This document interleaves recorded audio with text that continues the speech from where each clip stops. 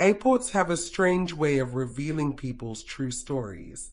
Some wait with hope in their eyes, some with grief hidden behind coffee cups, and some, like him, look like they've been running from ghosts. I remember the first night I saw him.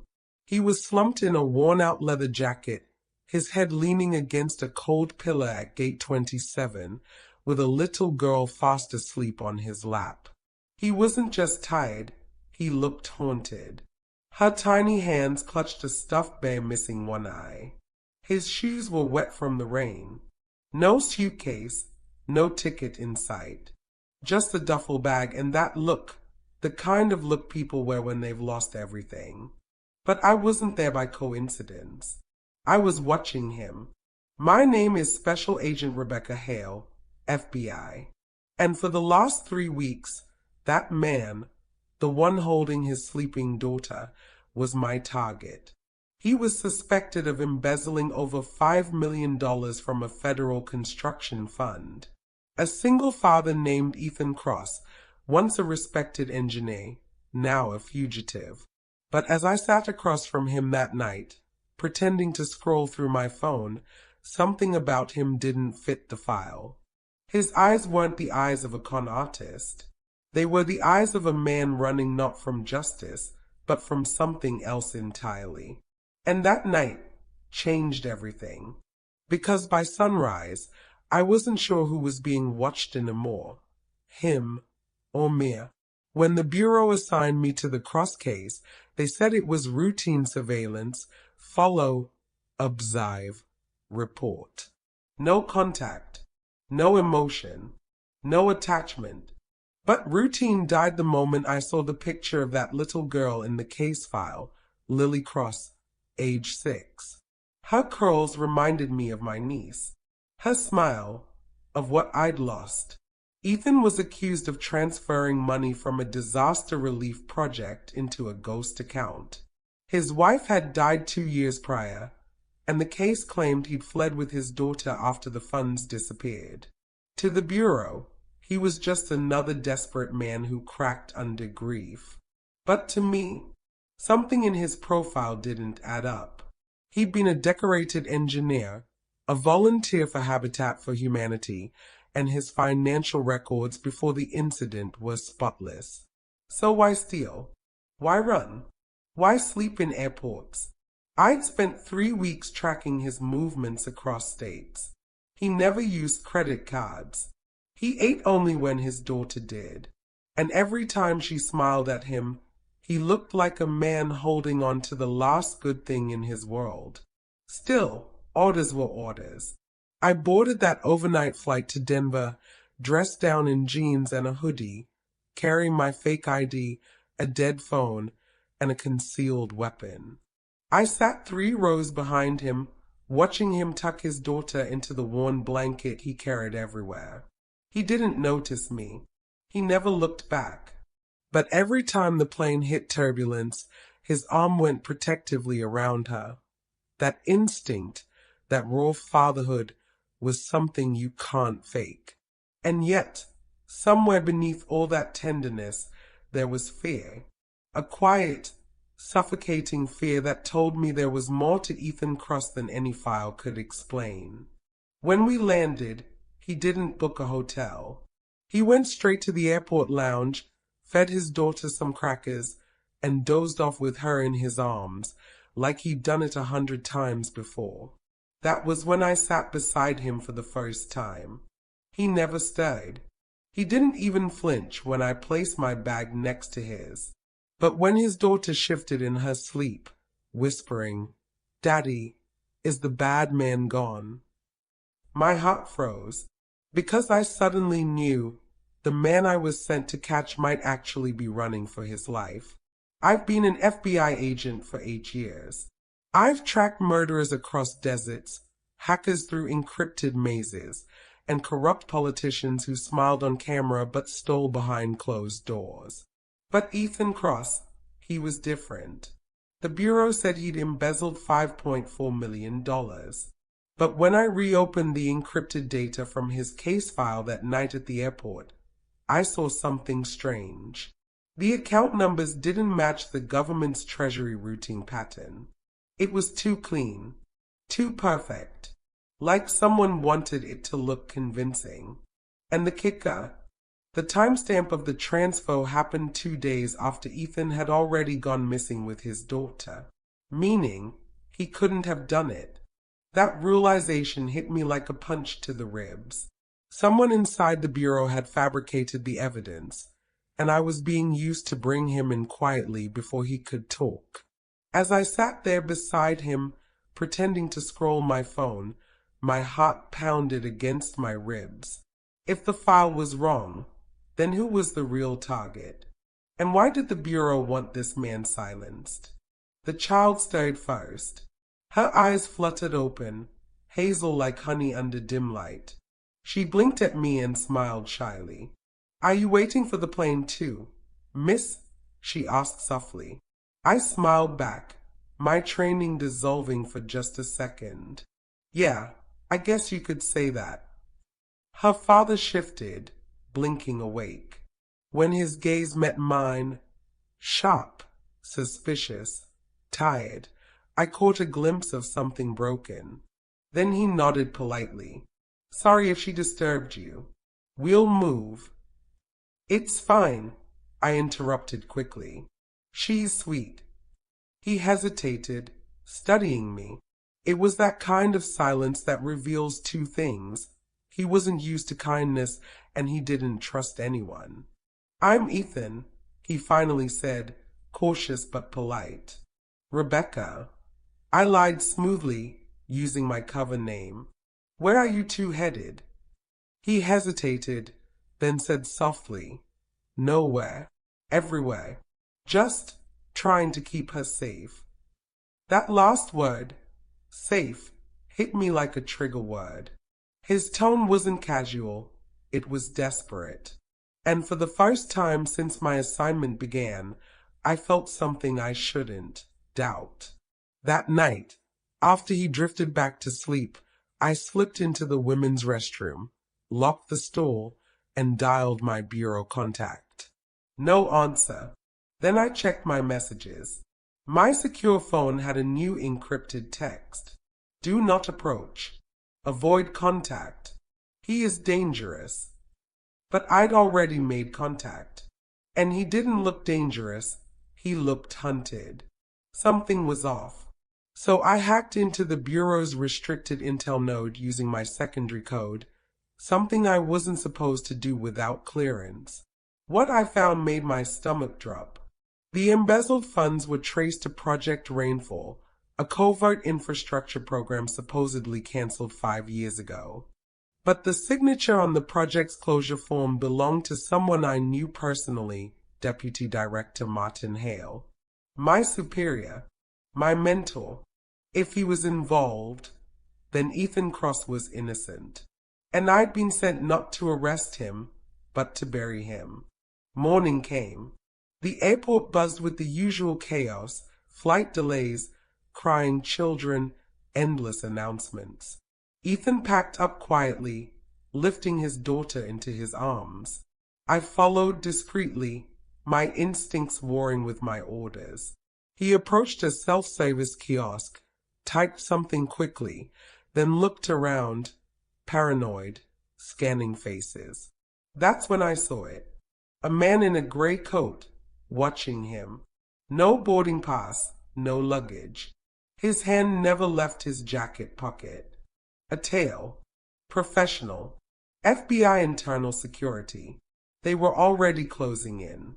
I moved fast, pulling out my phone and pretending to take a call. Then I stepped directly into Ethan's path.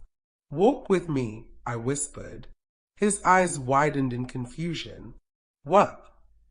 "Just do it. Now." I grabbed his arm, subtly steering him toward the elevator. The agent in gray turned. He spoke into his earpiece. We were out of time. Inside the elevator, Ethan stared at me, panic building. "Who are you? Are you with them?" I looked him straight in the eyes. "I was, but I think they are trying to kill you." His face drained of color. He clutched his daughter tighter. "She's all I've got," he said quietly. "I didn't take the money. They killed my partner when he found out the truth. They're trying to clean house." Everything fell into place. The missing funds, the falsified timestamps, the internal silence. He wasn't the thief. He was the whistleblower. And I was the agent sent to eliminate the evidence. Him. The elevator doors opened to the underground level. Security cameras flickered for a moment. I disabled them remotely through my field tablet. "Trust me," I whispered. "We have to disappear, just until I can prove you're innocent." He hesitated, his voice breaking. "Why are you helping us?" I paused, because deep down, I remembered the day I lost someone, my sister, killed in a crossfire years ago because a bureau cover-up went wrong. And I swore I'd never let another innocent person become collateral damage. "I guess I'm tired of following the wrong orders," I said quietly. The underground level of Terminal B smelled of oil and rain. Security doors hummed above us as we slipped through the shadows. Ethan held Lily close to his chest, her tiny head resting against his shoulder. Every step we took echoed like a countdown. I'd rerouted the airport cameras for only 8 minutes. After that, internal security would have our faces flagged on every screen in the terminal. 8 minutes. That was all we had. "Rebecca," he whispered harshly, "where are we going?" "There's a maintenance exit near the freight bay," I said, scanning the corridor. "It'll lead us outside the airport grid. From there, I can get us a car." "You're helping a fugitive," he muttered. "You'll lose everything." I met his eyes. "Maybe I already have." He didn't argue. He just tightened his grip on his daughter and followed me. And for a moment, we were just two people running, not an agent and a suspect, not a hunter and her mark, just two souls caught in the same storm. When we reached the freight doors, I heard it, the faint buzz of a drone. My pulse quickened. They were scanning the area. I turned to Ethan. "They are tracking movement. Stay behind the crates. Hold her tight." He nodded, ducking down just as the drone's red light swept across the metal walls. I crouched low, pulling my SIG from my holster. The hum grew louder, closer. A bead of sweat rolled down my neck. Then, pop! A loud metallic bang echoed from above. Ethan's daughter whimpered. I turned sharply. The drone had spotted us. "Move!" I yelled. We sprinted through the corridor, alarms blaring behind us. I slammed my ID card into the freight exit override panel, praying my clearance hadn't been revoked. The door hesitated, then clicked open with a hiss. We burst into the icy rain. Outside, the air hit us like a slap. The tarmac lights blinked across the dark runway, planes lined up like ghosts in the mist. And just beyond the fence, a black SUV idled, its headlights off. "That's our ride," I said. Ethan looked at me skeptically. "You trust whoever's in there." "I don't," I admitted. "But it's our only chance." We sprinted across the gravel, ducking under a service wing. The SUV door opened, and a woman in a pilot's uniform stepped out. Her voice was cold and low. "Rebecca Hale, you really have a death wish." My stomach dropped. Agent Quinn. My former partner. The same one who'd filed the false evidence report against Ethan. "What are you doing here?" I demanded, reaching for my gun. She smirked. "Damage control. You weren't supposed to dig. You weren't supposed to care." Ethan's voice cut in. "You framed me. Why?" She shrugged casually, rain dripping from her cap. Rainfall was never about construction. It was a weapons distribution front, millions funneled into offshore shells. You were the loose end, Cross, the engineer who saw too much. I stepped forward. And what about me? Quinn's eyes flicked to me, regretful, almost human for a moment. You were always the Bureau's best. Loyal, predictable. That's why they picked you. Then she raised her weapon. Before I could move, Ethan lunged. The gun went off. Once, twice, the sound ripping through the rain. Quinn fell back, clutching her shoulder. Ethan's eyes were wide, chest heaving. He hadn't been shot, just grazed by a flying shard. I kicked Quinn's weapon away and grabbed Ethan's arm. Go. Get in the SUV. We sped into the night as the rain poured harder, the airport shrinking in the rearview mirror like a fading lie. The road was endless, cutting through the fog like a secret no one wanted to tell. Lily slept across the back seat, wrapped in Ethan's jacket. He stared out the window, silent, haunted. Finally, he asked quietly, "Why are you risking your career for us?" I hesitated, because deep down, I knew this case wasn't just about clearing his name, it was about redemption. I'd followed too many bad orders, turned away from too many truths. This was my chance to make something right. "Because I believe you," I said softly, "and because they killed my sister for less."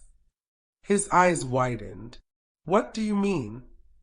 "She was a journalist," I said, gripping the wheel tighter.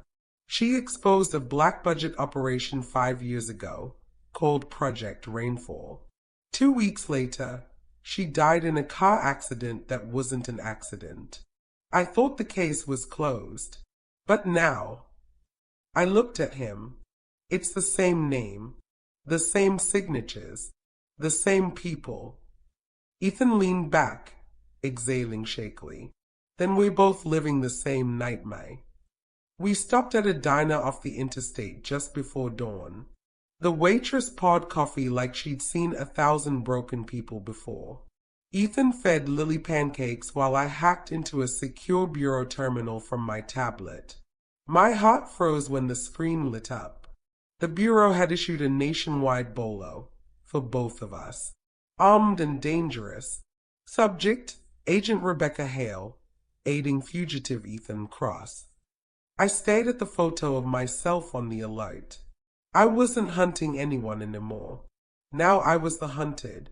Ethan reached across the table, his voice low. "You can still walk away, Rebecca. You don't owe me this." I looked at his daughter, syrup on her cheek, giggling softly at something only a child could find funny after a night like that. "Yes, I do," I said quietly, "because she deserves the truth." 2 days later, we found the proof we needed. Hidden deep inside a coded server, the one Quinn tried to erase. Blueprints, names, transfers, all linking Project Rainfall to a network of arms shipments disguised as humanitarian aid. And at the top of the authorization chain, Deputy Director Martin Hale. My mentor, my boss, my father.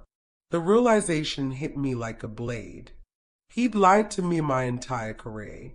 He'd built my loyalty like a weapon, and now I was standing on the wrong end of it. Ethan saw my hands trembling. He didn't say a word. He just reached over and touched my shoulder. "You don't have to face him alone," he whispered. But I did, because the only way to save him and his daughter was to confront the man who raised me. We met him at a remote hangar, just as the storm broke. Rain hammered the metal roof as I walked in, gun drawn, tablet in hand. He turned slowly, unbothered. "Rebecca," he said softly, "you were never supposed to find out." I tossed the tablet at his feet, the evidence glowing on the screen. "You killed innocent people. You destroyed everything I believed in." He sighed. "You were the Bureau's best. I made you that way. But loyalty, It's a tricky thing, isn't it? Ethan stepped out from behind a crate, gun aimed steady. It's over. I sent the data to every major news outlet in the country.